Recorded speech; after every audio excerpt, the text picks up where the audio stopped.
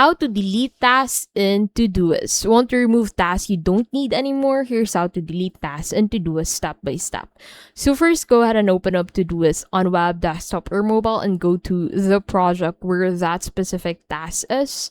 And then go ahead and click on the three dots or more actions button at the right side of that specific task. And then click on delete. So this would allow you to delete the specific task on your board, confirm it, and this would be deleted. So as you can see, you can go ahead and select as much tasks that you want to delete by clicking on this three dot at the right side of that task, and then click on delete to delete it and confirm it.